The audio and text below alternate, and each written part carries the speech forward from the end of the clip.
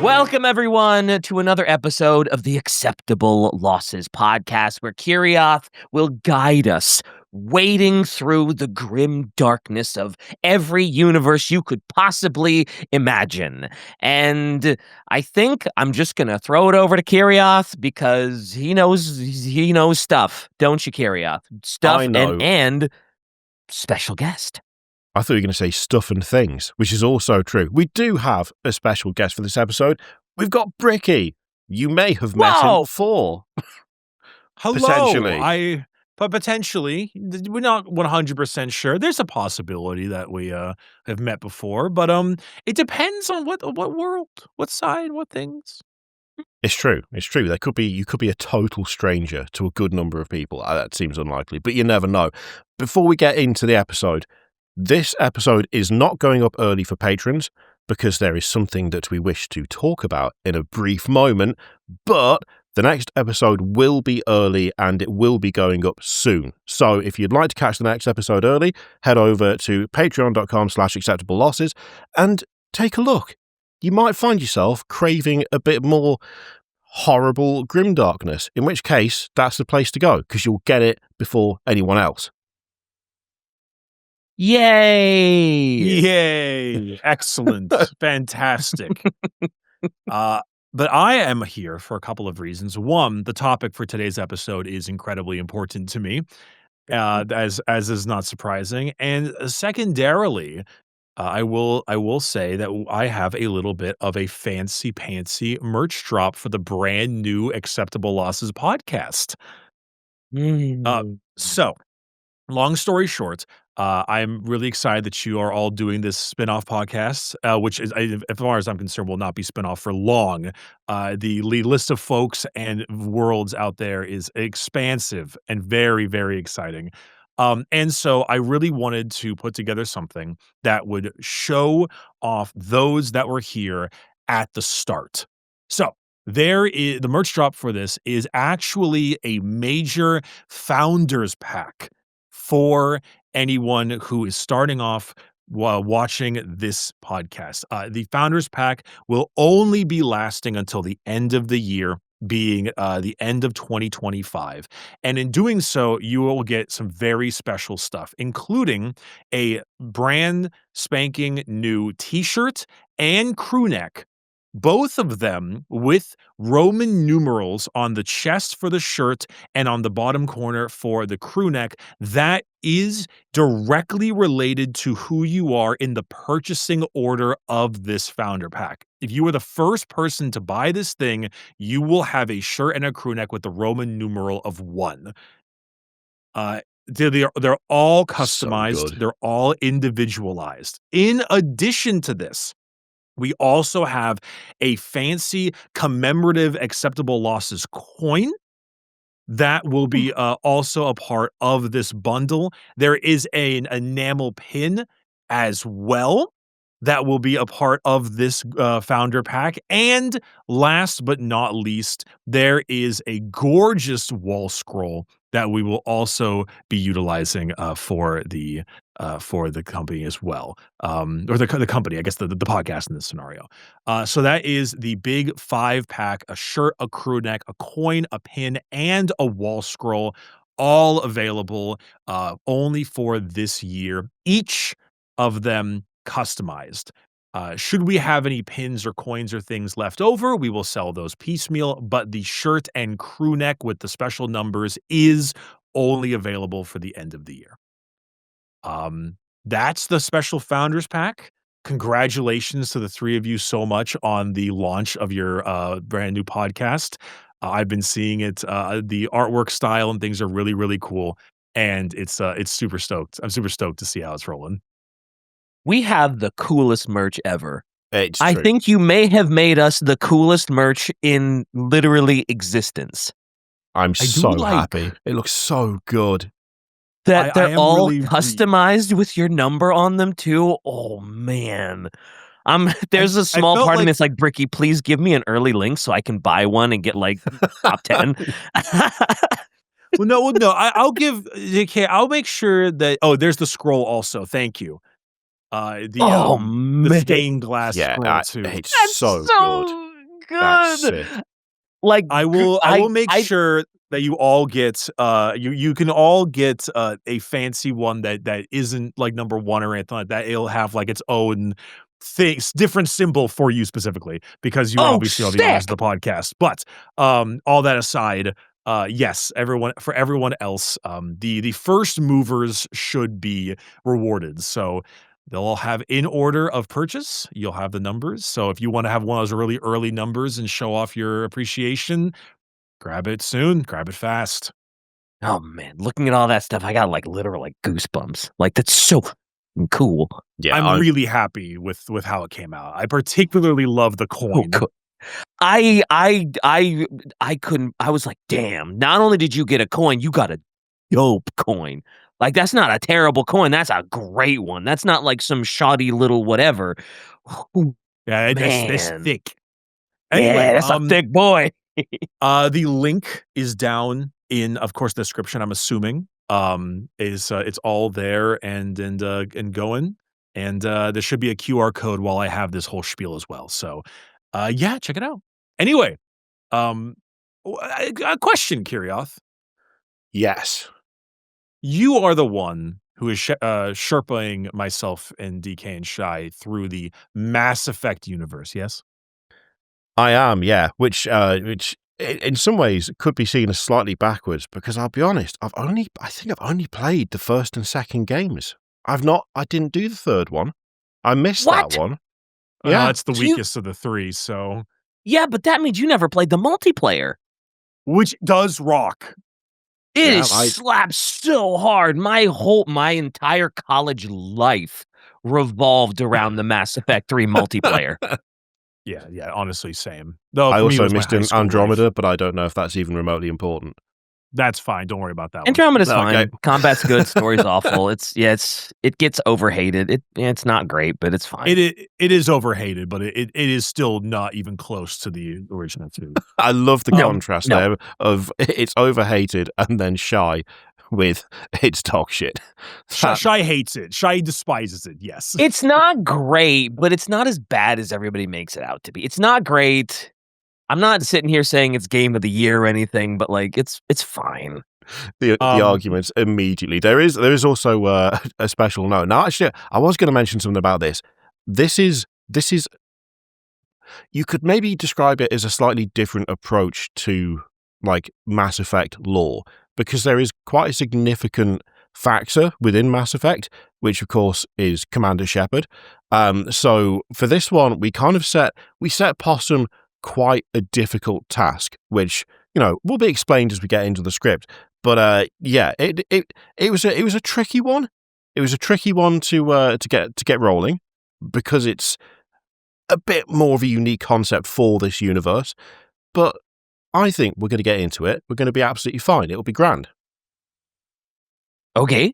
So that's fine with me. I think more than anything, I'm a little bit surprised. Like, I think it's humorous because there's a lot of like, oh, this is grimdark podcast, depressing things. And whenever I think about Mass Effect, I mean, the Reapers and stuff are definitely scary and spooky, but it's a much more like a traditional sci-fi, more jovial than most other things. It kind of reminds me a lot of like, your classic stuff, your Firefly, your Expanse, your things of that nature, where, yeah, sure, there's horrifying world-ending threats, but in between you get to like bang aliens. So yippee.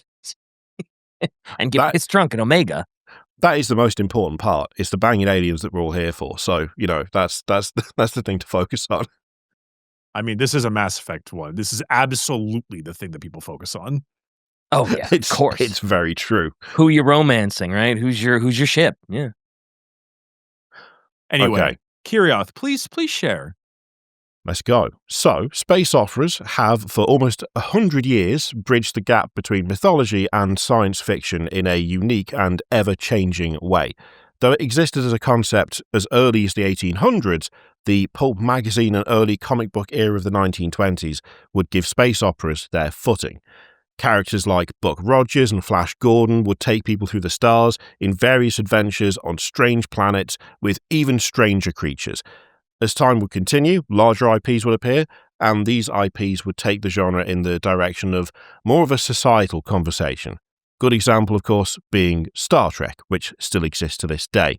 And Star Trek would set the metric by which almost all space operas afterwards would follow, but it would also reinforce some of its more deeply ingrained tropes, particularly with the creation of The Next Generation. I love those old, comic covers. There's just something about them Oh, that look yeah. so good. So I was going to say, Star Trek is kind of alive now, but it's like that poor rotting corpse is just getting puppeted around by what is it, Disney that owns it now? Is it Fox? Actually, I don't. Oh yeah, it might be Fox. Yeah, I think you're it's right. Fox. But yeah, that's a decaying corpse. It's just getting puppeted around, unfortunately. Such a but then I yo-yo get franchise. Then I get to watch Mike and Rich from Red Letter Media Crash talk about out. it, which is genuinely some of my favorite content is them talking about Star Trek. So Fair. there is a very small silver lining. Fair. The concept of The Next Generation is fairly streamlined. A very passionate and by-the-book captain would lead his crew of scientists through the galaxy to seek out new life and strange new worlds at the behest of the Federation. Throughout the series, the primary focus is on the very small bridge crew and their trials and tribulations, but seeing the same 7 to 12 people makes you miss the big picture. A ship like the Enterprise has over 1,000 people on board completing tasks and assuring that the missions go to plan. This number discrepancy shows something that tends to be common in space operas. The focus on the big hero as opposed to the little people and the consequences therein. Sometimes this abstraction can really mask the darker implications of what goes on in a space opera. I mean, that's the age-old thing of, the red shirt dies first. You don't know who they are. And a lot. Yeah. Unless it's Scotty. That's true. There's maybe a couple of them who get away with it, but the rest of the time, some poor unnamed sod gets wasted every other episode, and it's okay because, Picard's still there, and that's the most important thing, which, it's fun on a week-to-week basis. When you think about it a bit more, the attrition rate seems really high, and you never really seem to be put in a position where you should care about it all that much. My favorite thing is in video games, it's often known as something called ludonarrative dissonance. And that is specifically in the sense that the actual actions of the player are not representative of the character in cutscenes. And it's a really common thing in the Uncharted games because Nathan Drake has lots of general normal guy discussions and figuring things out when he's in cutscenes. But then his body count is over 1,000 people by the end of the 4th game when you think about how many people he shot. And so there's a really great part at the end of the 4th game where there's a kid and he's like, "Dad, have you killed someone?" And I was in my mind, I was like, "Oh, honey, thousands of people. I might as well be a mass murderer at this point." But he's just nice guy Nathan Drake. Yeah. Every time I close my eyes, I see the visions of the damned. And so in this scenario, obviously same kind of shtick where the Enterprise, it's 20 people die, but Riker's chill, so we're moving along. Unless you're Tasha Yar, though. That's not great either. Justice for we don't need that. So in the more modern era, you tend to see more and more examples of this genre taking a step back and taking in some of the bigger numbers. Even the more contemporary iterations of Star Trek have done this, but there are still some universally revered franchises that still do this. One of the best examples of the modern era are the Mass Effect games. So Mass Effect was first released in 2007 and belted out a trilogy of games in 5 years. You play the part of Commander Shepard, an individual with the weight of the entire galaxy on their shoulders. And funnily enough, as you're controlling Shepard, the actions of them, it's up to the player, and they can be as heroic or vile as the dialogue options let them be, as the actions in the games have long-standing consequences. And if you don't end up with weird cracks all over your face at the end of the game, I don't know what you've been doing, frankly, because that's all I ever managed, so... Well, I mean, first run-through is always Renegade, second run-through is always Paragon for me. I gotta see both sides. I'm all about the visual. I'm all about the cracks in the face. That's all I've got for you. I mean, the cracks in the face in 2 are neat, but also, at least in 2, you had Renegade being kind of a badass and not a war criminal. Yeah, that's true. Yeah. Like Mass Effect 2 kind of wants you to play Renegade because that's where you're just kind of telling the elusive man to suck it, right? And is it 2 where you punch the reporter? Is that Is that that one? all think 3 that's- games you punch the reporter? Oh, that's Oh, is right. it- It's in is all there an 3 option? that you can punch a reporter. Yeah. Hell yeah. Yeah, you could punch her in the first game, and then you could punch her again in the second game. In the third game, you punch her, and then she dodges it, and then you punch, and then you headbutt her if you want to do it. Yeah. That is peak continuity. Love it. Love that. One of the few things Mhm. they do well. So, regardless of the actions, the fate of the world is in the hands of this one person, thus directing the focus of the narrative primarily to Shepard and Shepard alone. The countless billions around them at any given moment, kind of understated. This is very evident in the climactic Reaper Wars of the franchise, a massive conflict with the horrific boogeyman of the games, and as the primary protagonist, you have an ungodly amount of information and power in this conflict. But this stuff is privy to you, and you alone. There are countless numbers involved in this fight, and when their stakes are put at the forefront, and the impact of Shepard is disregarded, the true weight of this galaxy-defining conflict are truly seen.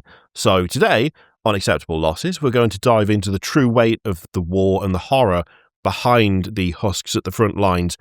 Much like how the Reapers are a myth to most humans, Shepard will be one for us as we go through this from the other side of this conflict.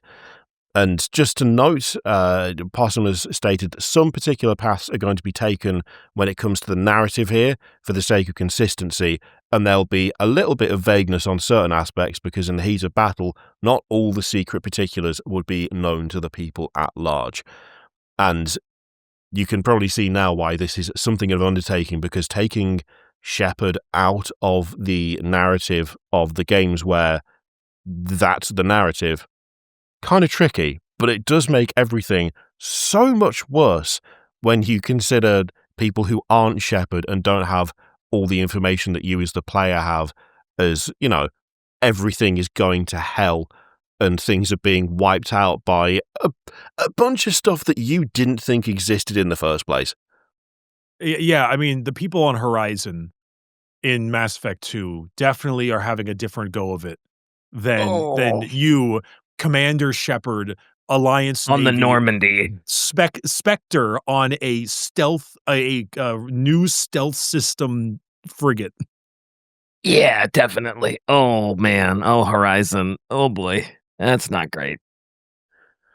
We're going to start with the first Battle of Sol, which would begin with total silence. The silence was presumed to be nothing more than a lack of communication, but hindsight would make it clear that this was for a dreadful reason. The long-range communications with the Batarian Hegemony had fallen. Hegemony? No, Hegemony. I hate that word. Yeah, Hegemony, I think, yeah. Batarian for one. Batarian. How dare you? And secondarily, who? I think you mean acceptable losses. Oh, no. Reapers. First cough in time. Rewind. Tensions had been high with the Hegemony. The destruction of the massed relay system by an Alliance Navy Spectre resulted in the complete annihilation of a colony. Though this was a heroic act of the Alliance, this act was viewed as state-sponsored terrorism by the Hegemony. I can't do it. I'm falling apart. You just say the Batarians. It's Yeah, true. Batarian I'll do Hegemony. that. Yeah. That's Or one of those actually, things I where... think it's isn't it hegemony? Sure. The Batarians. Batarians.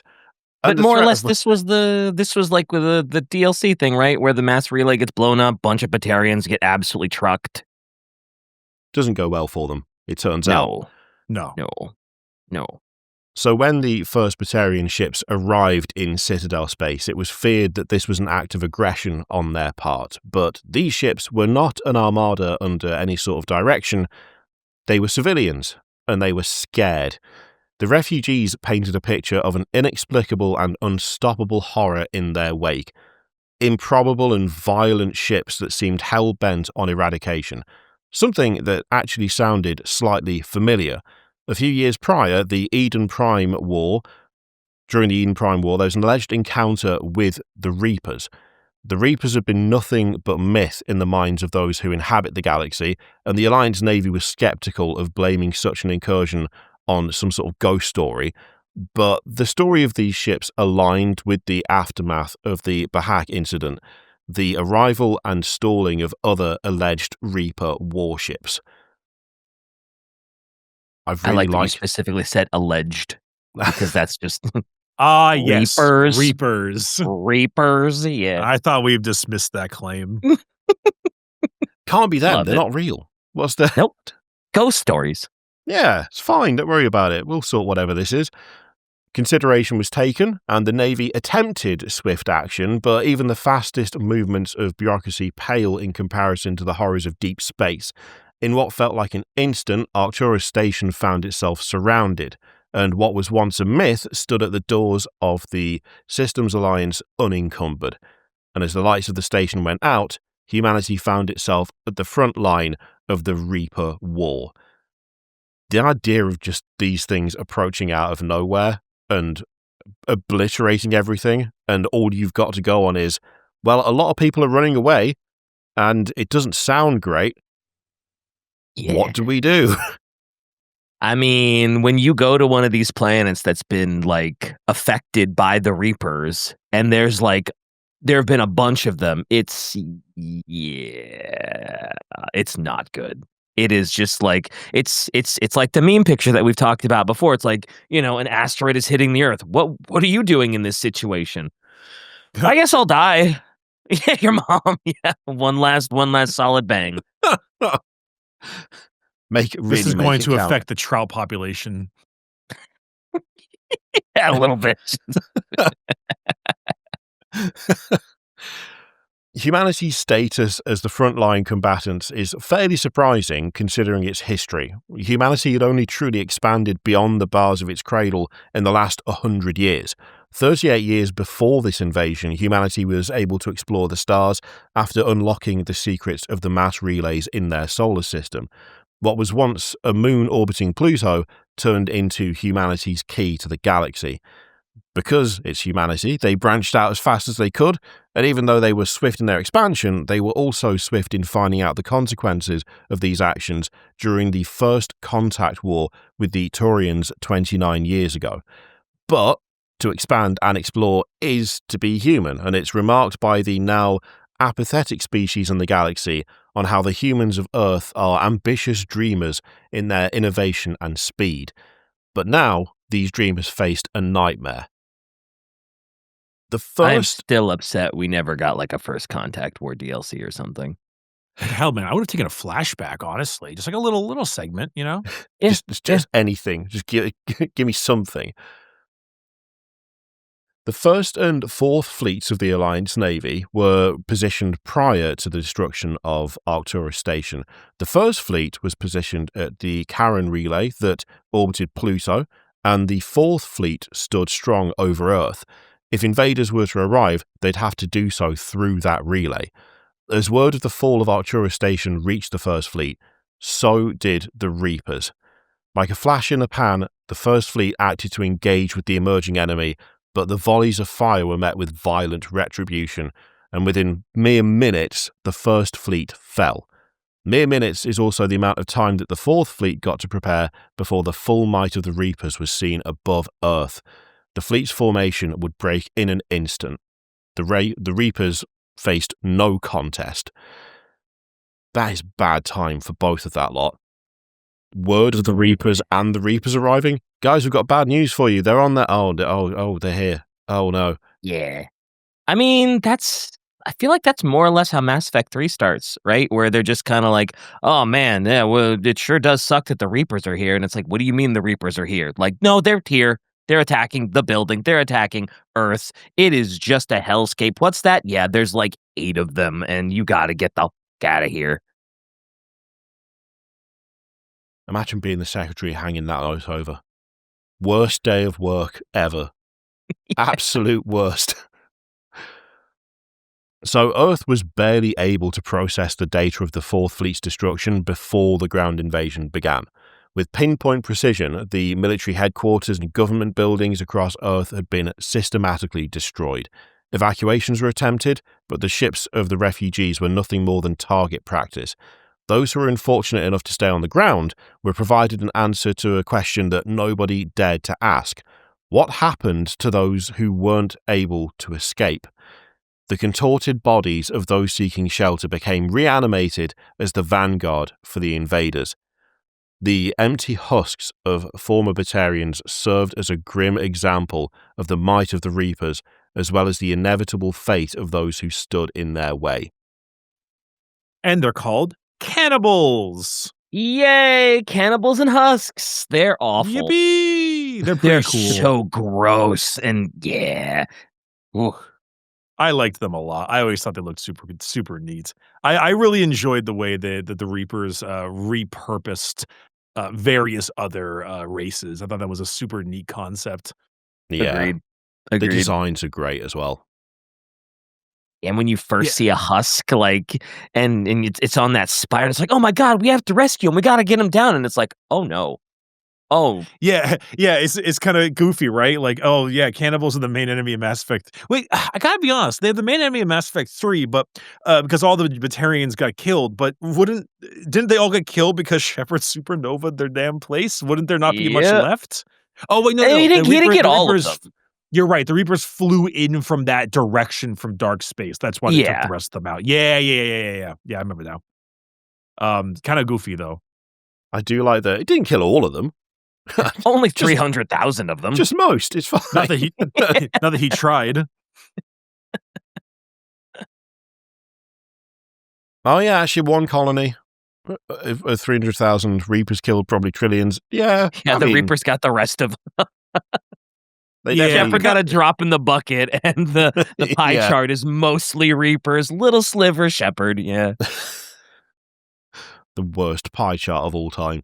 So the Reapers wasted no time on Earth consuming those who fought so valiantly and repurposing them and their ships into a mechanical foothold that, at the time, felt inexplicable. Of all the players in the galaxy, Earth was in its infancy, and yet it was one of the first of many dominoes to fall. Word would find its way from the ashes of Earth to the stars, and with the help of text communications from Alliance News Network reporter Emily Wong, a grim picture was painted.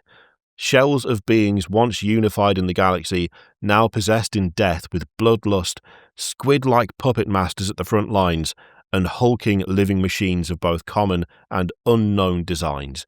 A hive of contortion that was stripping the world dry. The campfire story of the Reapers was far from folklore. It turned out to be a living nightmare. Yay. I do like the idea that during this period of time, Shepard's just like in jail.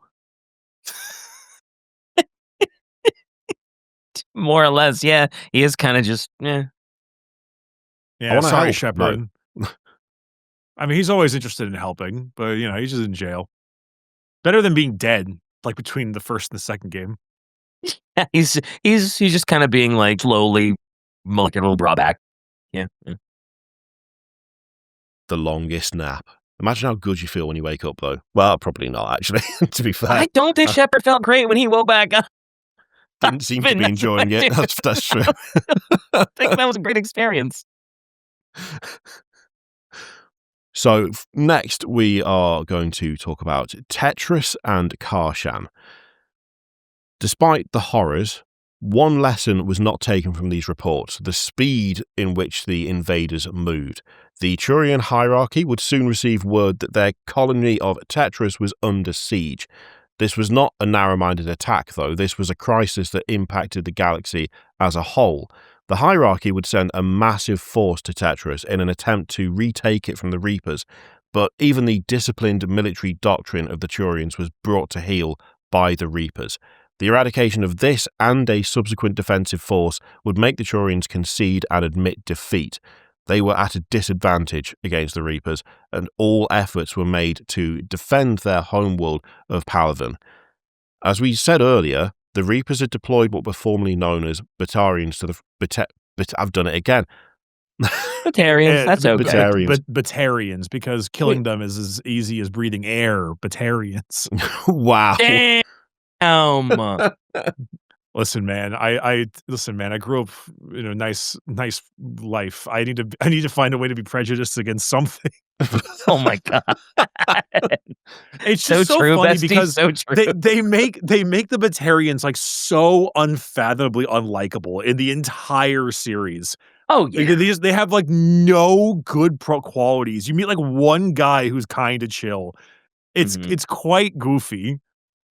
They're kind of doing It's the like yeah, they might have gone through the ringer. They might be in a lot of trouble, and almost all of them, if not all of them, are dead. But they were kind of arseholes, and as such, is it that bad if you don't like them? Yeah, actually it is. I mean, genocide ain't great, but like yeah, It's true. genocide's never I don't think there's I don't You're saying it's not the answer? I'm shocked. I'm shocked. It's ones that had escaped that genocide is bad unless it's against people I don't like. Acceptable Loss's new logo is just a Batarian with X's in his eyes, right? the me what's the image of like the utopia? And it's like me when I get to kill people I don't like. Oh no. Listen, I mean, there's a lot of weird things in Mass Effect, and Mhm. there's obviously it's just humorous because like most of the themes of Mass Effect is like, hey, don't be like a racist asshole. Yep. That's a large amount of the themes of the game, and lots of things involving that, as well as like societal situations. But then them having like the Batarians and the Vorcha serve only to be terrorists, slavers, and like criminals is just Pretty much. super fun. Is super funny. I had kind of forgotten about the Vorcha actually. And yeah. then the Reapers kill them specifically. And then in the third game, a lot of the Batarians are like refugees, and they're a little bit nicer then because they all died. But it's kind Yeah. of goofy. I like that's the thing that caused it to happen, though. They're a lot nicer because most of them died. It's Because just like, because survival. Yeah. as corrective behaviors go, it's just not on. It's just a bit much. I mean, it's the real villain of Mass Effect are the Asari, but that's a whole other conversation we'll have a different day. All right. Yeah, well. So the ones that hadn't escaped the onslaught became known as cannibals, but the true extent of the Batarians' losses were hardly known, which, considering the nature of them, is not at all surprising. Passing through the traumatic stories of the refugees, one thing became clear, and that was that they were doomed from the start. An attack made by the Reapers in the Vular system crippled the Batarians' comms network, and their Department of Information Control's response was scattered and confusing. Despite blaming it on weather fluctuations in deep space, they still scrambled ships back to their system to mount some form of defense of their homeworld of Karshan. I know there's stuff in space, but just the description of weather fluctuations in deep space does feel weird. I mean, it's a thing in all sci-fi. There's weird, like, nebulas and gas clouds and stuff. I just think of, like, rain, and I know that's not how that works, but that's where I go to. That is in fact not how that works, but I do get what you're getting at. I understand why your brain says the things that it says. It's being in England. Rain is 80% of our weather. So, you hear the word weather, you think rain. Remember the Vine guy back and then who was like, oh, it's a beautiful day in England is what I fucking would say. And he's like driving a bus the whole time. Yes. Yeah. Yeah. Yeah. Would you That's be what I always shocked to think. hear I never watched Vine? A single Vine? I don't know, DK, because I can make fun of you in two different ways. We can either go with the like, oh yeah, well you were too old by then joke, but then there's also the other joke of like, oh, how the hell Too did you miss young. that? Too young? Yeah, I'm too young for that. You old guys in your Vine, right? I'm just a young hipster that wasn't around for Vine and Vine booming, It's the oldest True, you've you were ever around sounded. for you're there for Musically, of course. How could I forget? Ouch. absolutely the oldest you've ever sounded in anything that we've been in together. That was impressive, almost. Hey, let's PTSD. Until I think you introduced me to the Vine Boom sound. I was like, "What is that?" You're like, "It's the Vine Boom," and I was like, "What?" You know, in fairness, this is like, for me, this is kind of how I feel sometimes when I make Spaceballs references to people who like are 40 or 50 and they just like don't get it. And I'm like, how? That's Like, okay. Even I got Spaceballs, dude. Like what? What? Out of context, that's a weird thing to say. But anyway, Kirioth, go on. It is. So the Batarians often boasted about their military tactics, and they mounted an ineffective and uncoordinated assault against the Reapers, all the while their it's such a good sentence. And all the while their information minister attempted to calm the people, saying that the situation was under control. Spoiler alert, it was not. The destruction of the comms boys around the homeworld left them to the mercy of the darkness of space itself, and without any ability to communicate with one another, colonies would begin to flee, but others would wait. Some were optimistic that aid would come for them, but unfortunately, it would be these colonists full of hope that would eventually aid the Reapers in death. Their government is basically North Korea, so bullshit propaganda makes sense. Yeah. Mm-hmm. It definitely feels like that. there's just more shit talking of the Batarians. They just Poor had Batarians. nothing good They about just can't them. win. Nothing was written good about them. It really wasn't. Born to Goodness lose. gracious. The Batarians. They have their Ah. multiplayer class was good. Yeah, the whole web was sick and the melee was neat. Yeah. Uh-huh. It sounds like they See? just didn't bring that energy to the actual fight against the Reapers, which is their fault, if anything. It's the Let's Reapers. keep blaming them. Well, all right. So what happens next to their world? So next we're going to move on to the Battle of Palaven. So in the early stages of the war, in the darkness of space, bad to perceive, there was a potential option to stop the Reapers dead in their tracks. If the mass relays were destroyed, the invaders could likely be stalled. However, the weight of the Bahak incident was still very fresh. In retrospect, yes, it stalled the Reapers for a bit, but this was at the cost of Arato and around 300,000 people, a whole colony gone. Yeah. Doing that on a galactic scale would result in insurmountable losses, and though it was ultimately futile, an active defense against the Reapers was still more effective than trying to stall them, especially considering the speed in which they move.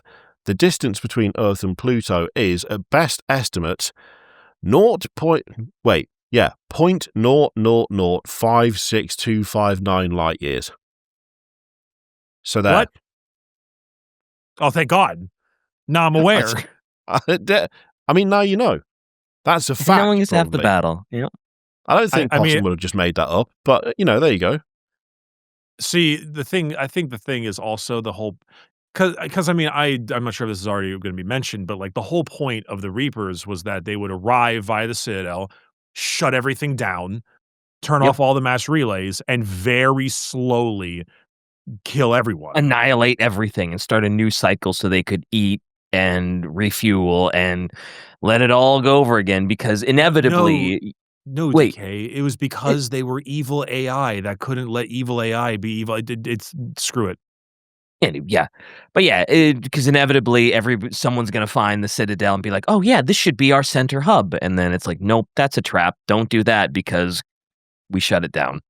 Right. That's the whole point of Mass Effect 1 is that we find that out and then they take it and then we stop them from doing so.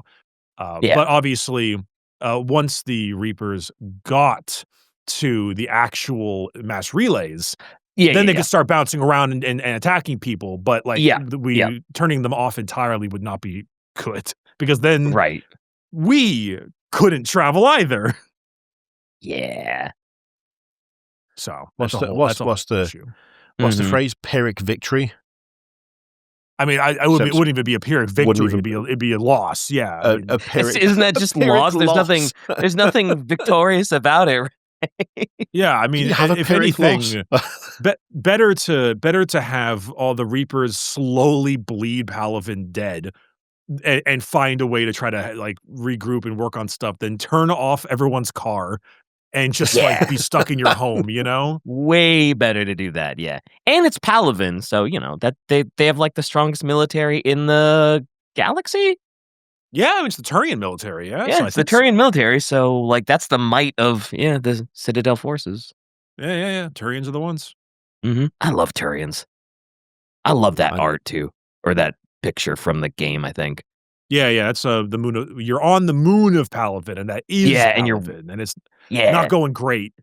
and I still, think yeah. I think that might be Garrison. He's like, "Yep, you see that burning thing right there?" Nah, that's the military general guy. "Oh, is it the general?" Yeah, he's like, "Oh, yeah, that's my house. That's where I grew up," and it's like, "Oh." I love default Turian guy on the right in shooting pose. Look at him. I never Look at him noticed go. that, actually.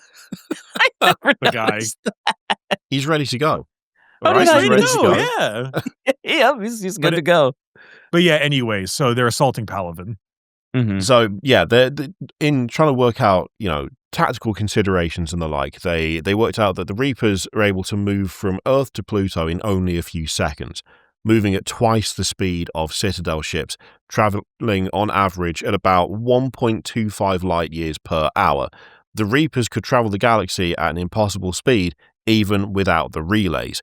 There seemed to be no options, which made the prospect of defending Palavin even worse. But with desperate times come desperate measures. All that was known about the enemy was their appetite for destruction, and context may be key for this. In order to defeat an enemy with seemingly no motive, you need to find that motive.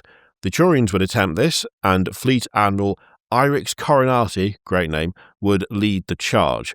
2 carriers would be stationed near the relay closest to Palavin, filled with an incredible payload of unmanned fightercraft and drones.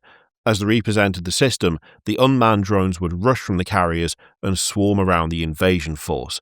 Like all attempts at offense beforehand, they would be swiftly eradicated, but the point of this wasn't to attack them, it was to study them. In what would become known as the 15-minute plan, these drones and unmanned craft would transmit as much combat data as possible back to the fleet so that the Turians could better prepare on how to actually defend against them. That included the size of the fleet, the exact coordinates, the effective range of their weapons. 2 key things were found in this data. The effective range of the weapons the Reapers used was far longer than those of the Turians, but also took a bit longer for the Reapers to fix their bearings and align for proper attacks.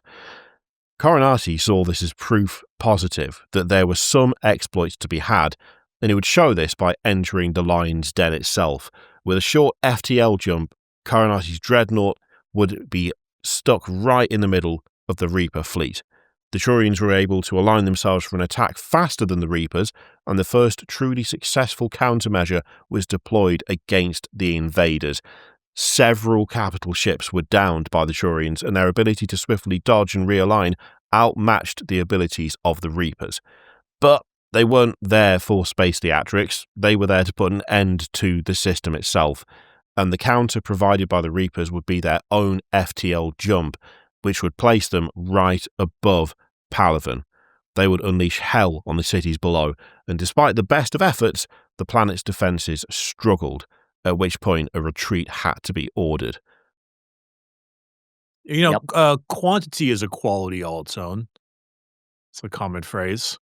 And, it's pretty tough, I always imagine the Reapers as, like, playing StarCraft, but you have population cap turned off, and you're just spamming carriers.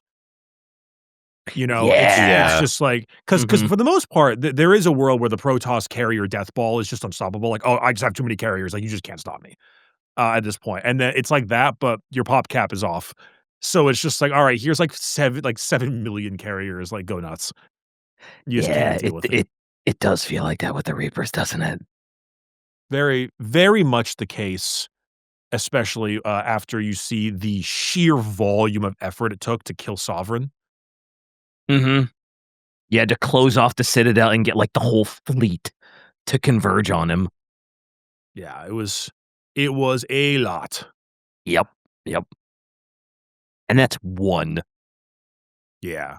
He had some Geth with him, but Yeah, but it's, Still a tall order. A real ask. yeah. Oh yeah, And no, the opening of Mass Effect 1 with Sovereign and the Geth ships, and that really loud drum, like that dun dun dun oh, dun yeah. type thing. It's really good. I mean, the ending of the first game is like it still holds up really well. Mhm.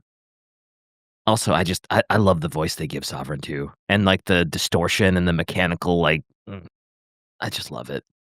God, Mass Effect is such a fucking terribly handled series. Holy hell. Oh, man, yeah, but I've they never had felt 1 and 2 and then just dropped I've off a never cliff. had It's just even 1 and 2 had issues, but, I've never had such euphoric, highs in a game and similar lows. yeah. Yeah. Yeah. Anyway, sorry, continue, Kirioth. I see, you're talking about the invasion of the Reapers in Mass Effect 3 while me and DK and Chai are like, "Yeah, I really like that part from Mass Effect 1." But, I You're mean, preaching to the happy place. That's what's happening.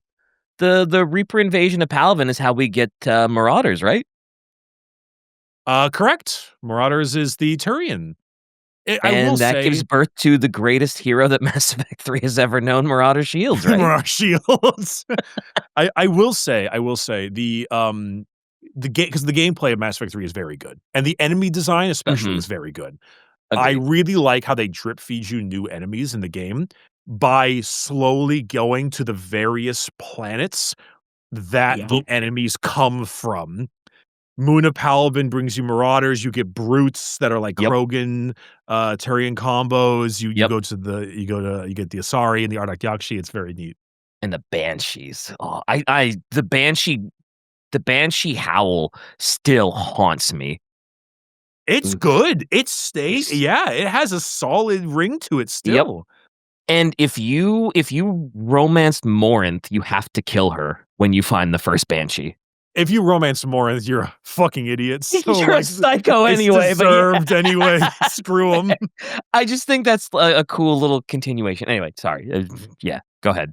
Kirioth. That is horrific what I'm looking at there. Oh, the Yeah. Banshee? Oh, that's Yeah, right. You it's never super played Mass Effect 3. No, I didn't do the It's third su- one, so that's new. It's Oh, horrible. dude. Lear, let me send you a clip of the Banshee scream from it. Yeah, they slowly teleport towards you, and if the Banshee grabs you, it's an insta-kill. And she just howls as she gets closer and closer, and it's just... Oh, God. Okay. I hate Banshees. They terrify me still. The actual the scream sound effect Ugh. from the game is like you won't even see one yet. It'll be off screen and then you'll Mhm. hear it and then it'll do this weird like shimmy horror movie thing and then start like doing very short teleports towards you really fast. It's very creepy. The enemy design is great. It's also very tanky. So, yeah. you actually have to like actually put a lot of fire into it, which You is have to very, converge on the Banshee. yeah. And then there are Which those is times cool. where you think you're safe, and you're like, oh yeah, the Banshee can't get me. It teleports in front of you, grabs you, and just impales you on its fist. And we don't need to talk about the command grabs of Mass Effect 3. They're all terrible and they all suck. Yeah. Phantoms too. Yep. Anyway. Or the Banshee moonwalking across the map because your lag was weird and then grabbing you for an instant kill. Yuck. I want to see a moonwalking Banshee combined with that scream now. The scream is horrific. That's really nicely done. Mhm. Banshee scream vocoded to Thriller by Michael Jackson.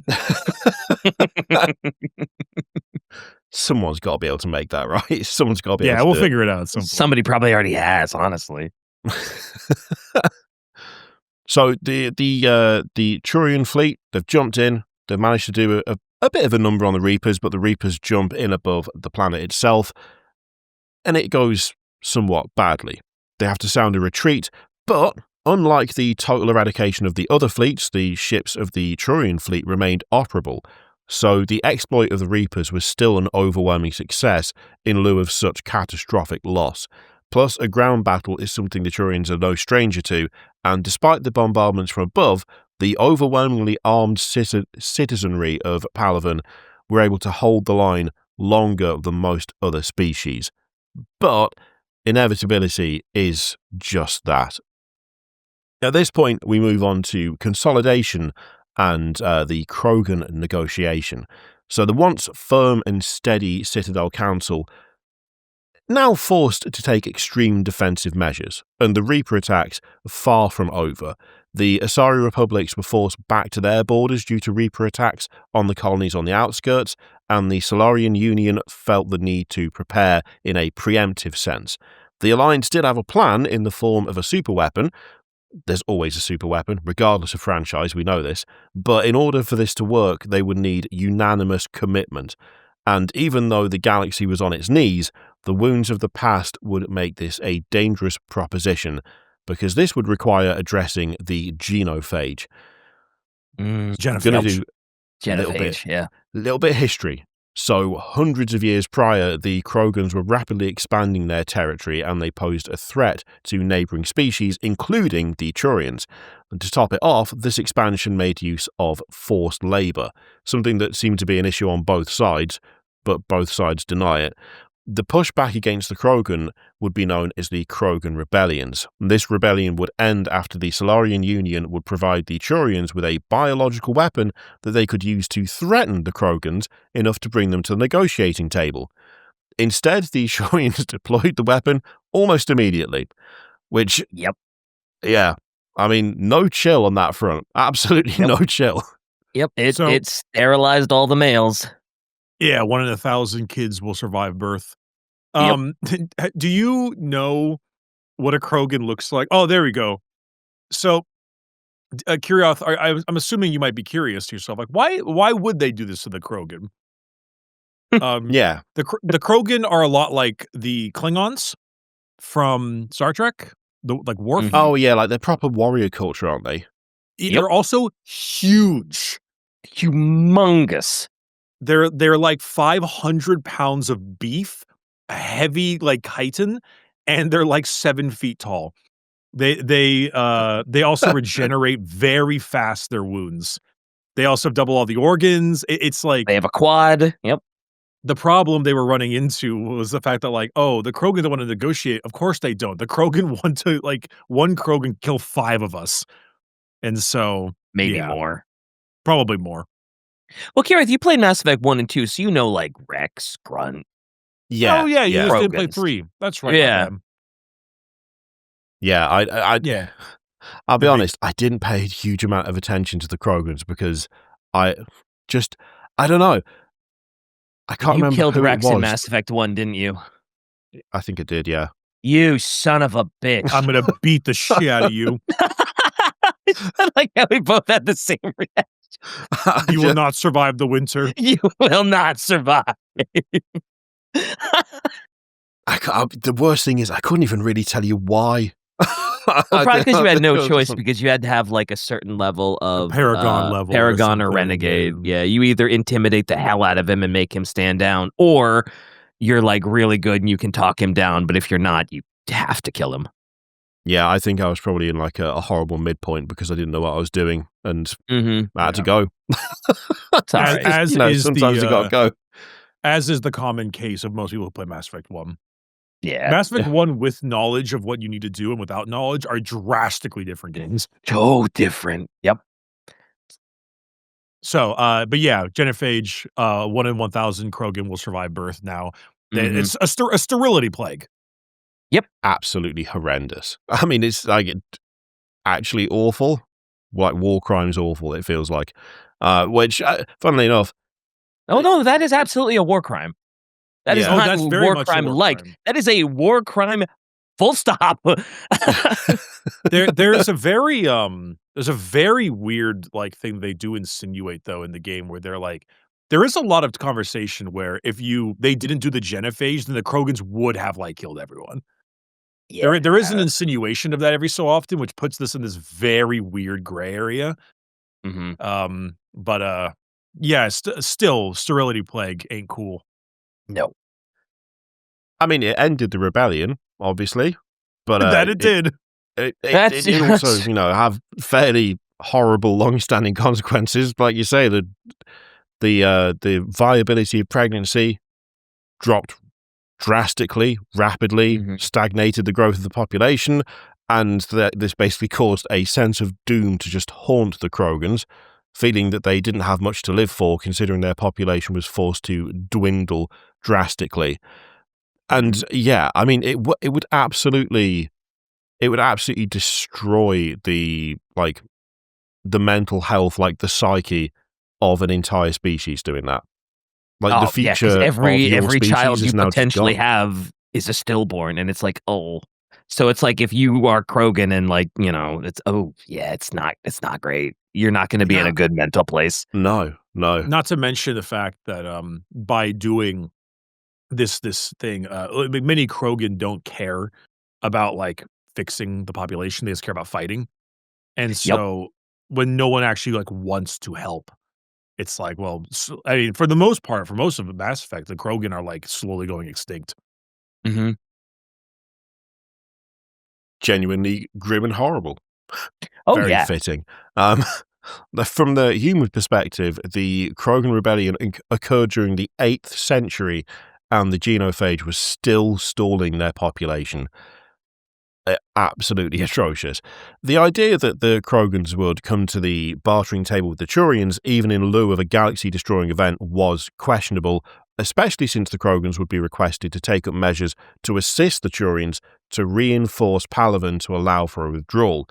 The Turians were facing the demise of their own population, and they were asking for aid from the people that they had stripped life from. The Krogans did barter with a fairly simple request in their eyes, which was the lifting of the genophage, a simple price for them to pay in order to commit to something that may prove to be futile anyway. The consideration was taken, despite the fear that this alliance was doomed to fail, and after the disbursement of a biological agent across the Krogan homeworld of Chachanka allowed for an uncomfortable alliance, because there was a more damning threat right on the doorstep. Isn't there a way where, like, if you go full renegade, you fake curing it? Yeah. Yeah, God, you're that's like, such a screwed up one. yeah. Thanks, Solarian Dalatras, you bitch. Yeah. It's awful. It's so messed up. It's And so if you messed up. backfire because Rex finds out about it, and then he tries Oh, to do, yeah. As well he should, by the way, if you do that route. That is yikes. Justified. Like, actually justified at that point. You can't really... Though that is only if Rex is alive. If you want, if Reeve is alive because Rex dies, he doesn't find out because he's a dumbass. True. I've never done it with Reeve. Yeah, I've only who ever the had hell Rex. would ever not want Rex around, right? Exactly. I'm pretty sure, actually, if you have Rex during the Tachanka mission, Reeve just gets like eaten by the Thresher Maw, and Rex is like, he was a shithead brother anyway. It's so goofy. So we're going to move on to the reclaiming of Rannoch at this point. So most of the galaxy was occupied with the looming death that surrounded them. Others felt emboldened. If there was a time to make a strike for their own means, this is it. Especially those who felt slighted by the Citadel. The nomadic Quarians? I always get that wrong as well. Quarians had been restricted to their migrant fleet since a massive conflict. This ancient conflict was the result of the unintended consequences of creation.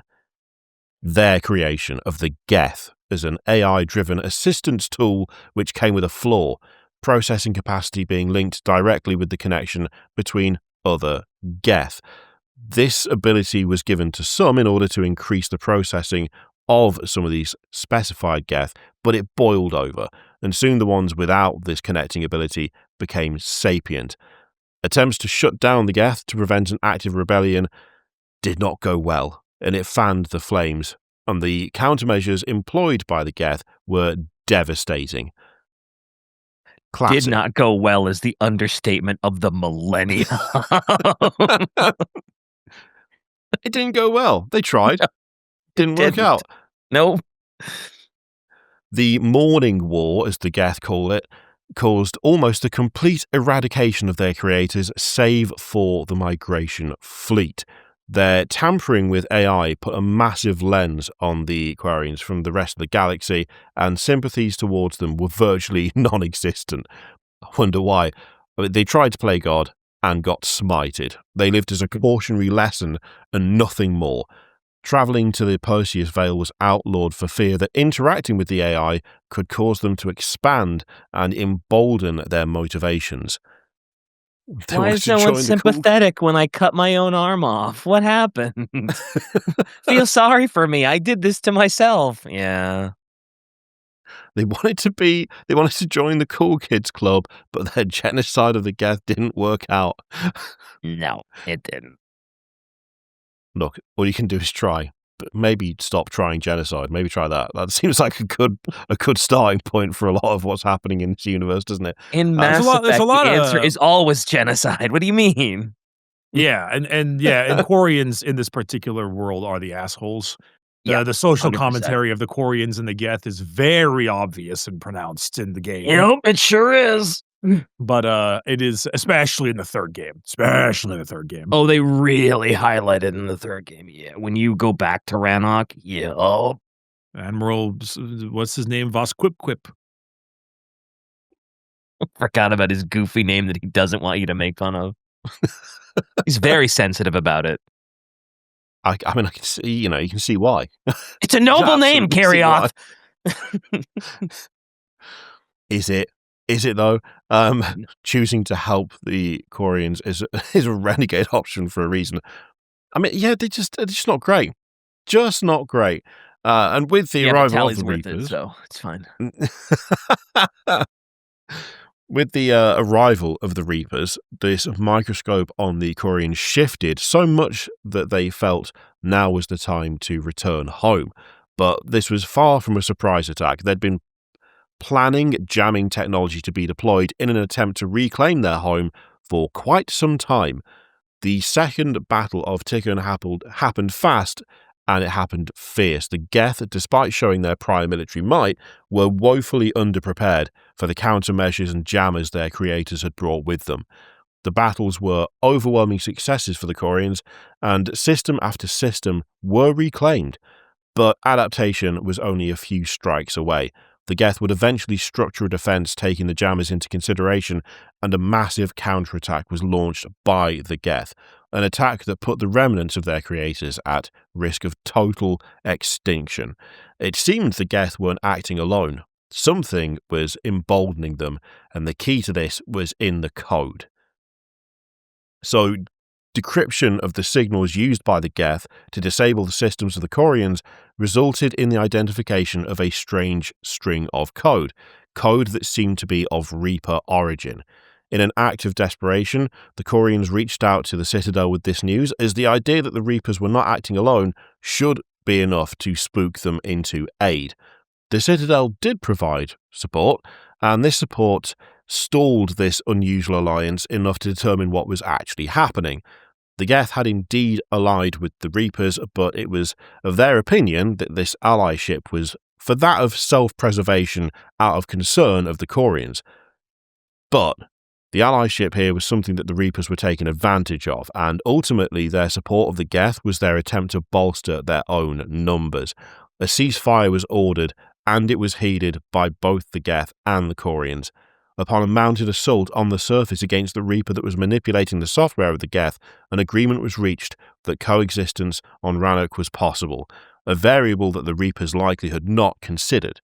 Both the Quarians and the Geth agreed to coordinate forces to assist the Citadel in their continued defense against the Reapers and the implementation of a potential superweapon. I mean, they got along in the end. That's cute that they give you the ideal ending for that. Despite the fact that, well, trust me, we'll get to the ending eventually. But the fact that their crappy reasoning for the ending, it actually works in this scenario, because when the Reaper's motivation, despite being terrible, does assume that they would never assume that organics and synthetics could ever work together. Oh So yeah, that would actually that does track. Mhm. If accidentally, Yeah. that they were like, oh, there's no way they're going to fix their they're going to fix their issues. Yeah. And so it tracks even if it doesn't work, and it's still bad. Don't get me wrong, but like it's like, oh, okay, it's a little interesting. So super smart Reapers are idiots. Yes, Shy. Exactly. Yes, they are morons still, but it's still like that's a thing. I know every option's incorrect, Shy, but like I know, I'm aware. It's just in this particular scenario, I can see its use case. This is listen. I'm not even reaching for straws. Okay, I'm reaching for like the shredded plastic. But I picked up one, just one. He's got the wrapping paper of a straw that should work technically. You got to work with what you've got. And Mhm. sometimes what you've got is none of the answers are correct, but you got to pick one anyway. So this was not the only uneasy ally ship that would find overwhelming success, as the Turians and Krogans would pull off the impossible. The mounted counterattack on Palaven saw the Turians attempt what they'd done prior against the Reaper fleet, but this was met with what seemed to be a drive core malfunction. The derelict dreadnought hanging above Palaven seemed like a perfect target for the Reapers, and as their capital ships made their way to take it out, troop transports blitzed the atmosphere. Both Krogan and Turians were able to hit the Reapers where it hurt, launching barrages of explosives into the conversion tech that the Reapers had set up to quell the populations and their ships. Attacks happened across Palaven simultaneously, and the overwhelming offensive was difficult for the Reapers to compute. For the first real time during the breakout of this conflict, territory was taken back from the Reapers. This proved to be a massive morale boost for the galactic public, as fighting back was truly possible, especially when unification was in mind. But for some, unification was dangerous and something worth fighting against, and the interests of one single species should outweigh all the others. As humanity was so new to the galactic stage, the fear of the alien was ripe, and there were concerns by some that human interests weren't being prioritized. The formation of the paramilitary group Cerberus was a result of this fear, and after they had become the scapegoats for the destruction of the Bahak Relay, Cerberus felt that there was no way to reconcile with the Citadel, or even the Alliance as a whole. They enacted a massive propaganda campaign claiming that they were the true saviors of humanity and were the only ones that could protect humans in light of total destruction. Some civilians sided with Cerberus because of their bold promises, but others had no choice. Stories came out of Cerberus raiding human settlements and apparently kidnapping people. Concerns about Cerberus were mounted, but this would be confirmed during a coup. Okay, so I love the Cerberus was like, what did you say, like assumedly behind the destruction of the mass relay, despite like Shepard currently was working for Cerberus during the destruction of that mass relay, so technically it's absolutely on their Yeah. heads. Yep, it sure is. Despite You can't let the Admiral people know. Yeah, but like it's really goofy because Cerberus is such a strange like realm in Mass Effect because they start off as a side mission and a throwaway line in the first game, and Mhm. then the second game they become like the major force that It's you all work about with. them. It's Yeah. all about them, and then you get Martin Sheen, who voices The Elusive Man? Man, Mhm. and then they become the Great villain in job. the third game. Granted, I will say I do find their enemy design to look really cool. Oh, man, I was brother, my whole identity was the Mass Effect 3 Cerberus, like, aesthetic for a good, like, 3 years when I was just posting, like, Mass Effect even in Warframe, like, my whole aesthetic was, like, their logo, their vibe, their colors, their look. It was crazy. Jesus Christ, Shy.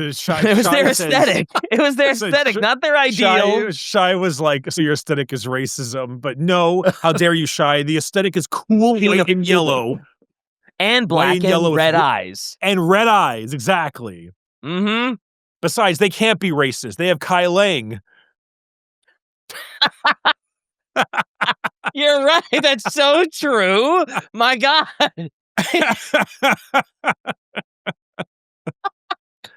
Sorry, I'm sorry. I couldn't almost help it. pissed myself too. God damn it. It's so fucking Jesus funny. Christ.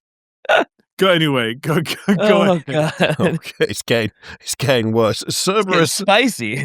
It's Cerberus would attempt to overthrow the citadel with a shockingly overwhelming offensive that was found to be as a direct result of the interim councillor providing them secret aid.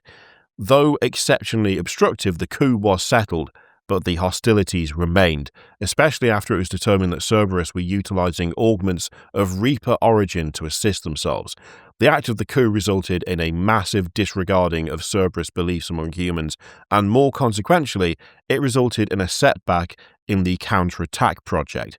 A further setback would come after the Asari Republics would finally come face to face with the Reapers. We are the good guys. Oh yeah, I remember. I was gonna say I remember that mission where you're like, I forget exactly what it was, but when you finally unveil like one of the Cerberus guys, and it's just like, oh, he's a husk. That's He's on Mars. definitely Reaper infected. Like, oh, fuck. Oh yeah, that's right. Oh, It's on Mars. It's like very early, right? Yeah, it's the Mars is the second main mission of the game, Mm-hmm. I believe. Yeah, I think it's. I played Mass Effect 3 like 10 times. Oh, I believe it starts off with. so long. I'm pretty sure it goes Earth, Mars, Palaven. I think is how, or Moon of Palaven. I will say, the Cerberus aesthetic in general is really cool. I really like the Phantoms, even though they're Oh like god, the the biggest Phantoms. like weeb shit Yep. ever. Yep, they're so But- fucking cool. Oh my god. But honestly, like just the general design, like the Centurions and the Guardians and stuff, like they're just general look. Like they're So big, they're beefy, you know? Mm-hmm. Also, I fun like them a fact: lot. if you don't save Jack, she becomes a Phantom. Another terrible throwaway thing because they had no time to finish up the rest. Yep. There's just a Phantom that's like, I will destroy you. Ah, yes, the classic Mass Effect 1 line. Mm-hmm. Yeah, classic Mass Effect 1. I think love we're that armor. really like showing our absolute nerd fandom of this thing. This feels like more of like a nerding out over the series we like episode than anything. Is that bad though? Nah. It's okay. Hell Shai said yeah. she's fine with it, therefore we're good. We've talked about Sorry, Mass Shai's Effect gonna be like, you ruined it. We've talked about Mass Effect almost like once a month randomly on almost all of our normal Adric episodes. This is great. Mm-hmm. No matter the context, it's going to get in there somehow. At least this one is entirely themed around it, so there can be no complaints. So we're going to talk about the fall of Thessia. Potentially emboldened after the sudden agreements reached by the Corians, Geth, Krogans, and Turians, the Reapers would take a massive swing against the Republics. The Asari had been working on their defences since the outbreak of the war, so they were prepared to an extent when the Reapers made their way to Thessia. They weren't prepared for the size of the fleet the Reapers were bringing. The Asari would mount attacks against the Reaper fleet, and despite taking some losses, the Reapers were not slowed. They kept moving undeterred. This could not continue, and the matriarchs ordered the fleet to deploy the Turian tactic of jumping dead in the centre of the fleet and issuing an all-out attack. The Reapers could not make it to orbit around Thessia, but they would anyway. The fleet was no match to the unrelenting nature of the Reapers during this assault, and their rage was felt immediately on the surface. Seemingly ignoring any and all resistance, the Reapers focused strictly on the destruction of key aspects of Asari infrastructure on the ground, destroying the systems regarding their e-democracy system, as well as their entire communications array. The destruction of communications resulted in the remainder of the Asari fleet flying blind against a well-coordinated enemy. For the duration of the war, the Asari would remain without any form of government and hardly any communication. But their infrastructure collapsed, and the Reapers' attack with impunity hammered the planet. They attacked the agricultural infrastructure, causing the relief efforts to be stalled almost immediately, and despite the advanced biotic abilities of the Asari, they were unable to break free. However, one thing that did break free was data. Essential data that managed to escape before the invasion rendered the beacon near Thessia inaccessible. Data that would hopefully steadfast the creation of the superweapon. Data that would find its way ultimately into the wrong hands. Yep. And Yeah. It always will. I love Morgan Again, Sheen. Emoji! Yeah, isn't this where, like, the first fight with Kai Ling happens? The first fight with Kai Lang. Well, yes, you meet Kai Lang on the Citadel during the coup. Mhm. How with Udina, that bitch. And then I think you fight him physically for the first time on Thessia, and it's really bad because Kai Lang's a terrible character, and he's just a reskinned Phantom. Yep, he sure is. And Reskin male Phantom. just an absolutely dog water character and I repeat, Mass Effect 3 was done in a year and a half. Yeah, imagine if they had time to do that game. I also heard his books were also very bad. Oof. I didn't even realize he had books. we're not doing a series of those books. It's Hey, not happening. Possum. No, Hey, we're not. Possum. Hey, actually, that's a good point. Hey, Possum. I don't have to do it. We know you just got done with War of the Beast, Possum. Huh? It was We crazy can't- when we- Kai Lang showed up and was like, "I am Slaughter," and began to slaughter Shepard. Oh, no. We would have to wait at least a year if they're that bad, because if we keep making Possum read awful books, he's going to quit. He's going to quit. Yeah. We need him. We need him. We need him. We need him too much to force this. Mm-hmm. Okay. We are going to move on to, you guys love scripted forced lose battles. Oh, that's right. You can't win that fight. Yeah, because he has to take the data to the elusive man, and yeah.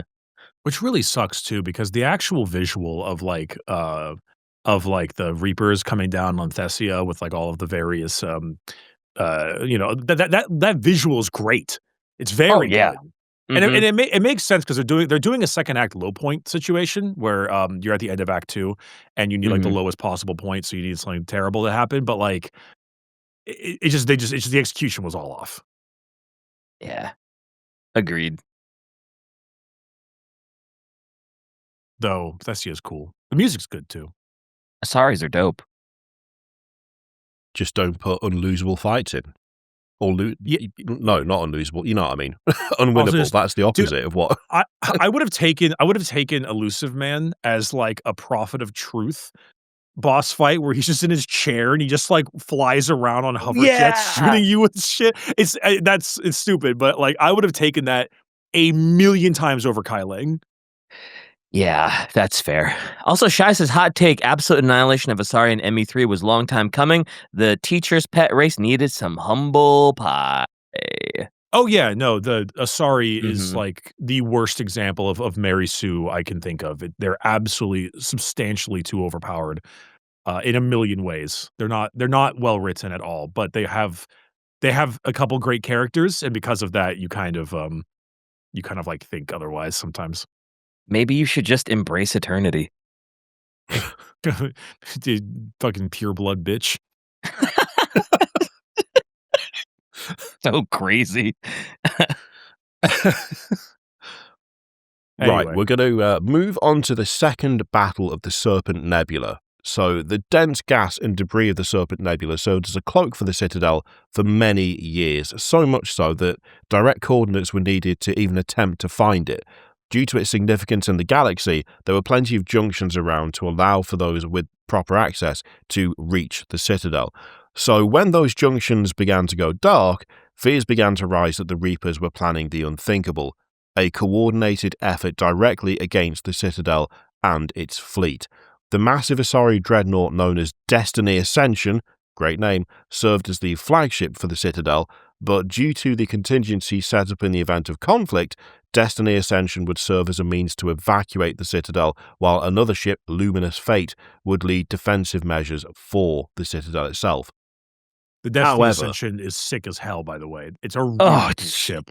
It's so cool. Oh my god. Always defend the Destiny Ascension. Every time. It does look sick. That looks great. However, even the collective brilliance of the Citadel was subject to the same horrible fate. The Reaper fleet was overwhelming, and the destruction of Luminous Fate and the remainder of the reinforcement fleet was as devastating as it was symbolic. But there would always be some hope. Despite facing a barrage of violence, Destiny Ascension was able to withdraw and preserve what little hope the galaxy had left. The arms of the Citadel's ward had been ordered closed prior to the invasion, but that was already too little too late. The emergence of husks around the unpopulated parts of the Citadel began to push the defense force to their limits. The Citadel had effectively been taken over, but the blade had not been twisted. Instead of the now common scorched earth tactics seen by the Reapers prior, the invaders seemed satisfied that the population left on the Citadel were trapped, and they were left there helpless as the fortifications began to be built around them. It felt almost in a mocking manner, as the direct control of the Citadel assured that the activation of this superweapon would be impossible. The Reapers were aware of the tactics that were being used against them, and this felt like a victory lap of sorts. A lap that would make something seemingly impossible happen. So, just for a sense of scale, for those not familiar, calling the Citadel massive is a gross understatement. The central ring of it, it's huge. The central ring has a diameter of just over 4 miles, and each of its 5 arms are about 27 miles long. It's capable of hosting a population of 13 million, give or take. So, suffice to say, the fact that the Reapers were able to move it from the Serpent Nebula to orbit around Earth was shocking to the galaxy at large. This seemingly impossible feat of physics was a sight to behold, but also something even more menacing. A statement from these monsters: if you want to take us out, come and get it. The willingness to go through such extremes to prevent further action was threatening, but it was also a reinforcement of the significance of the movement made to activate this weapon. It was truly as important as they all thought it was, and they would need to reclaim it at all costs. Wait, I'm sorry. Did you say why they Did you say why they had the giant teleporter beam being shot to Earth? I don't believe so. No. Why did they have a giant teleporter beam shot to Earth? They're spaceships. They're sentient spaceships. God damn it, we're back in the... We're back in Mass Effect 3, brother. God damn it. Maybe they did say something about it too much. Maybe they did say something about it in the Mass Effect 3 as like a throwaway line, but I played that game a lot. I don't remember. Huh. Maybe they just, maybe they just were making a statement.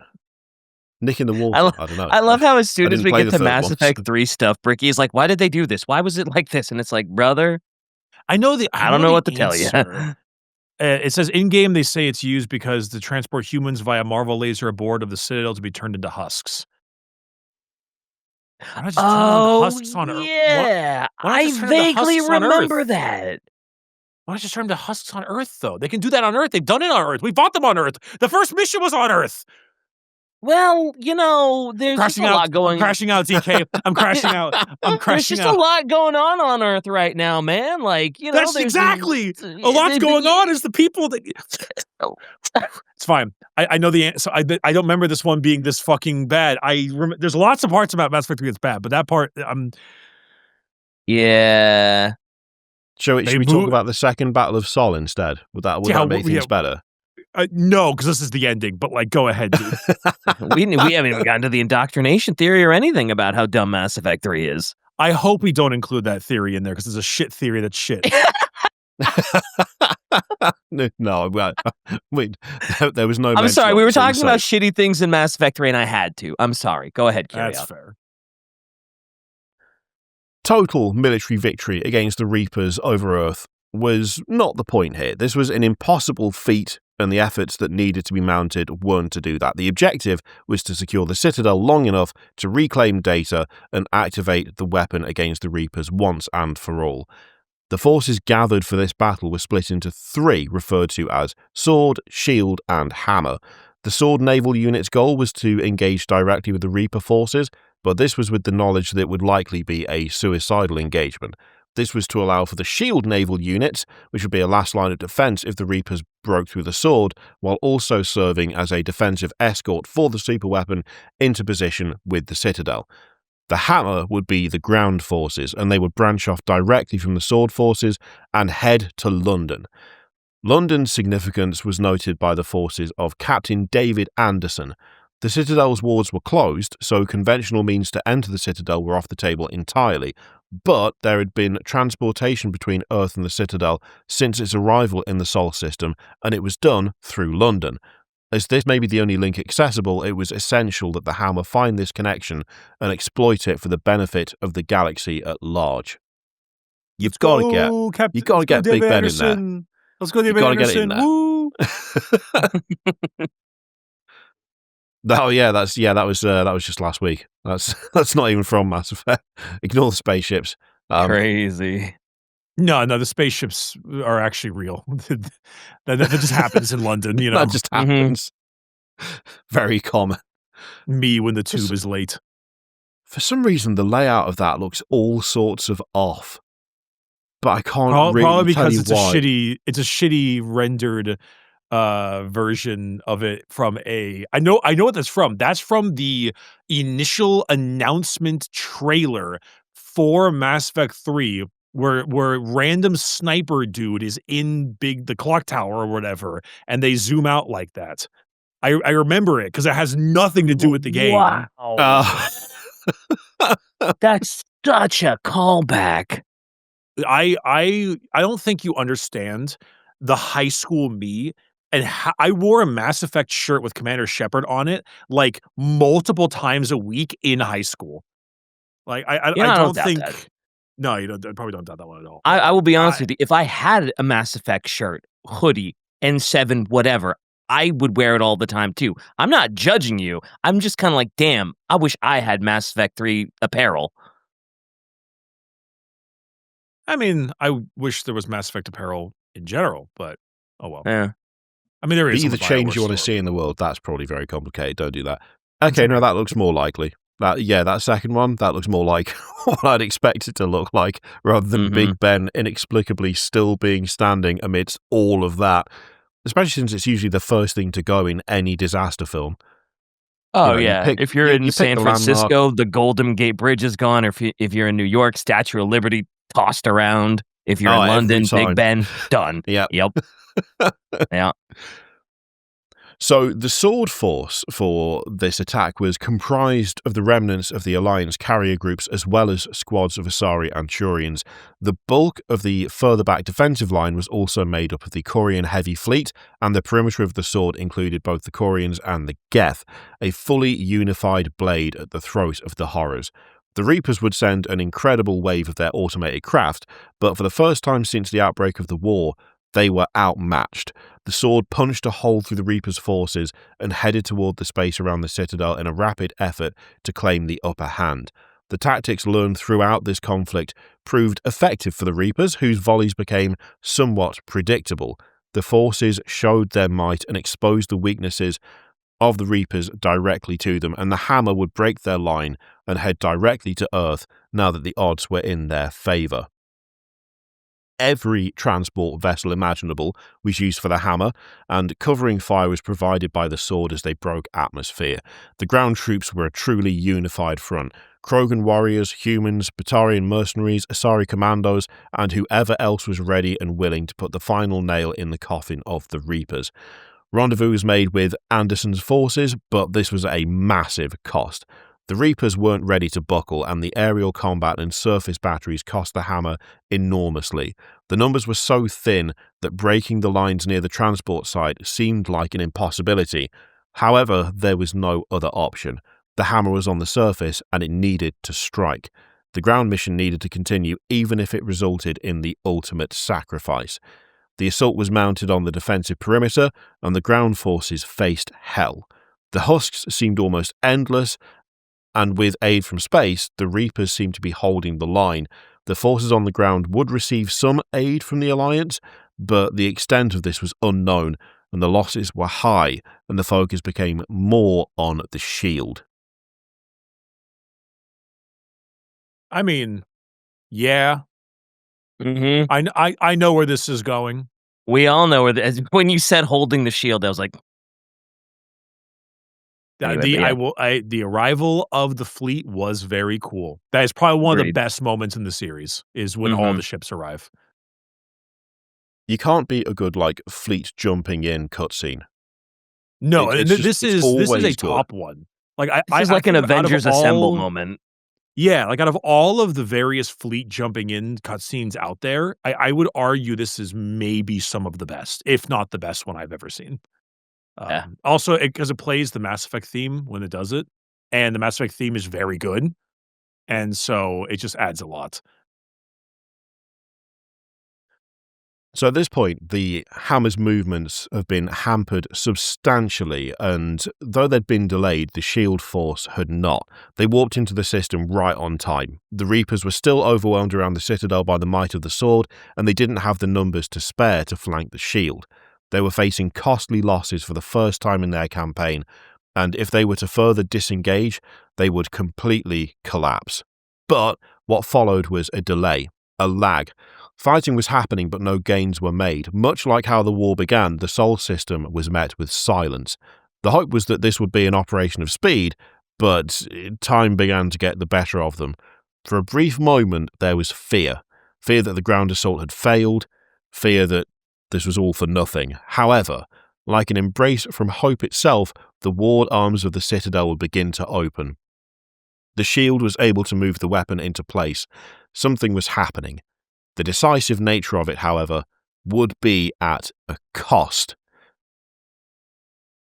The activation of the weapon caused an impossibly massive energy spike that erupted across the galaxy like a tidal wave. The mass relay network had become an amplifier of destruction, and the devastation rendered them completely inert. A galaxy once easily connected had reverted to the early days of space travel in an instant. The relays were not the only thing derelict, however. The Reapers had fallen. The greatest threat the galaxy had faced was annihilated, but they were not alone. The wave of destruction from the weapon had eradicated the synthetic Reapers, but the other synthetics had fallen alongside them, including the Geth. Though they did not survive to see the destruction of the Reapers, they had lived long enough to see reunification with their creators, and a galaxy unified under a common goal for a brief moment in time. Poor lads. Poor lads.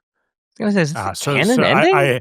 I like how, because I'm assuming Shai made the decision here to be like, yes, we're canonizing the destroy ending. Yeah, Fuck you. I was gonna say there's a synthesis ending where There's also the control ending. There's also a control ending where you control the Reapers. And this is such Shai meddling. It's just like, yeah, we're doing the destroy ending. What did you think we wouldn't notice, Shai? Listen, you thought we I agree. wouldn't notice that you're just going with the Okay, go. I agree with you, Shai, but you didn't need to put the rest in the closet. I know they're back there. I am agreeing with your choice. You're like, well, I don't know if they'd approve of me gunning down control and synthesis in the streets. Like, no, Shai, hand me the gun. I'll do it for you. I love that. It's my show. I do what I want. You knew we were going to bring it up, though, right? You knew we were going to be like, yeah, Destroy is a fine canon. Destroy's a fine canon. It's the best of the choices by far. It's the best of the choices by far. Shooting. You can shoot the Star Child. You can shoot the Star Child if you want to. I'm cool with that, but you know. Though and poor Kirath is like, what happened? What the fuck is? What do you mean? I'm sort of cheating. I already knew that the destroy ending was what was going to be happening. So, oh, okay. Though the lives of the Geth could not be restored, the destruction from the war could be repaired thanks to this front. Against impossible odds, the victory against the Reapers was not because of the single action of a group or a person. It was a united victory. Species who had been at war for centuries had put their differences aside and reunited under the same banner against a common foe, and every part of it ensured this victory. It was the soldiers fighting at the front lines, the ships holding back the Reapers in space. It was the agreements forged for concise tactical strategies. It was the hope of all species among the stars. Every little bit mattered on the eve of destruction, and if such strength could be mustered against the Reapers, The same energy could be formed to rebuild what was lost. The Reapers had tried to cause division in their destruction, but they failed more than they'll ever know, as in time the relays will be repaired and the galaxy will become connected once more, but stronger than ever because of it. Yay! They did it! Yeah. Yeah. Yay! We stopped the Reapers. Horrific losses all round, but... And But the future's looking bright. Alliance Pyrrhic victory. Yay. Yay! the best kind. I also realize this is a shy script because there's not a single mention of the Reaper's motivations in the end. Not a statement, not a mention, because bringing up dredging that shit sucks. Yeah, we don't talk about that. I think that was a solid choice, Shy. I don't. The approval has been gained. It's so. Yeah. It's so yeah. So yeah. That's so Raven. I mean, honest to God, though, like the entire ending and motivation stuff is terrible. The actual ending of the game is the Citadel DLC by far. 100%. God, you love it. Not to mention what an astronomical change in quality it goes to because the way the game works, right, is that you have to beat the game by doing Cerberus base raid into London, and that means that if you do all the DLC for the game, you get Leviathan, which is like decently okay, but like is just kind of trying to band-aid an already bad situation. But the gameplay with that one's kind of fun. Yep. There's still some like neat stuff in there. You get Omega, which is just like kind of fun action, nothing crazy.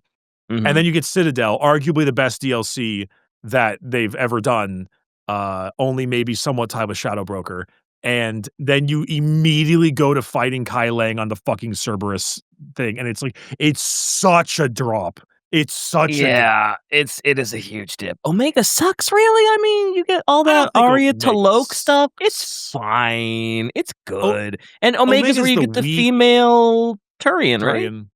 Yeah. But like, I don't think Omega sucks. Omega is the weakest, though. I would give them that because there's not really much happening. Decent.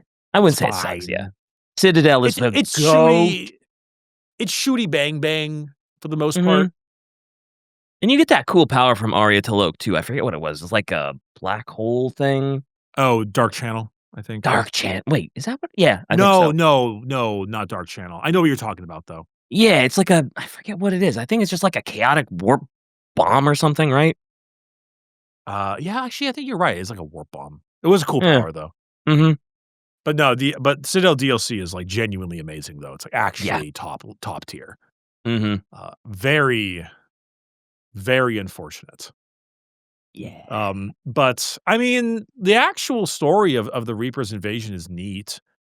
The problem is that you're trying to explain the unexplainable, so you'll always have an issue. You know, if the Reaper's answer was because we can, or like, oh, we did it, you know, whatever, like that would have been fine. Like it would have been maybe a little bit of a wet fart for the idea, but it's better than what we got. Yeah. Or they could have just done the dark matter thing that they were planning. Anyway, that's a whole different. That's a whole different episode. That's a whole different ball of wax. Yeah, they were planning on doing the dark matter thing, but that's a whole deal. Honestly, Mass Effect 3 across the board shows insane signs of rush. But the actual like arrival of the Reapers and stuff, I always thought was pretty good. Like playing through the third game, I genuinely had that feeling of I don't know how we're going to beat this. Like I genuinely have no clue how we're going to win. And because they were able to set up that dread so well, they almost like wrote themselves into a corner because the only way is shitty super weapon. Yeah. That is true. When I played through Mass Effect 3 for the first time too, as you go to all the places, it's like, how the fuck are we supposed to win this? Like it's going to be all bad endings because what are we supposed to do? It is, it's very weird. Yeah. But man, I love Mass Effect. Even with all the faults and the weird stuff, man, I love Mass Effect. Yeah, this is I mean, literally the entire sovereign conversation is so good. Oh, me It's the answer is, because we want to and we can, and we're gonna kill you, bye. Like, that's yeah. fine. Oh, man, that first conversation with Sovereign and Shepard is fucking It's peak, iconic. dude. Oh, hell yeah. It's actually iconic. I do enjoy a lot because, a lot of the Reapers are shown to not be entirely non-emotional. You know, like Mhm. good old, Harbinger at the end of Arrival is just like, "Shepard, you have become an annoyance." And it's like, it's fun. You can Mhm. make them upset, you know? They don't have to be completely Yeah. bibbidi boppity boop. Yeah, I Yeah, I like think Harbinger everybody likes too. Harbinger. Who doesn't like Harbinger? He's I am neat. assuming direct control. He's got a cool voice, you know? Hell yeah. All the Reapers Oh, do, honestly. he's totally a Scooby-Doo villain, but, like, I'm, like, totally okay with that, Mhm. you know? Sometimes that's all you need. Yeah. Sometimes you just need someone who's, like, overtly, like, just a bad guy.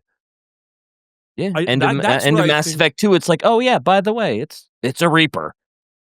I mean, you could literally say, like, "Oh, because oh my god, remember the Human Reaper at the end of 2? Oh, Jesus. We don't talk about the human Reaper, do we? I didn't, Jesus." the final boss there was no big final boss at the end of 2, right? You know, I will say I actually liked fighting it, like, gameplay-wise. It was kinda Yeah. neat looking with a giant, like, skeleton looking at you, but the Mhm. actual lore for the boss is, horrid, absolutely horrid. Yeah. But I mean, you could have so easily been like, "Yeah, the Reapers make more Reapers by killing people and, like, harvesting them." So they Mhm. wait 50,000 years, a bunch of organic life arrives and gets made, they come in, they take it all, they leave again. Why? Because they Yep. wanna make more of them because they can. Like, That's how they reproduce.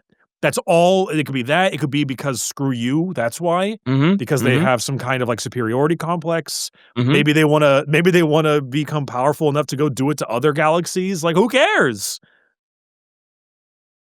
Yeah. Grumble, grumble, grumble, grumble. Rabble, rabble, rabble, rabble, Rabble, rabble, grumble. rabble, rabble, rabble, rabble, rabble, rabble. Kyrioth just here sitting like plankton in that one chair, just, like, waiting for us to stop. He's just, like, twiddling his thumbs happily like SpongeBob. Ugh. "Hey, look, I made a SpongeBob reference. You did!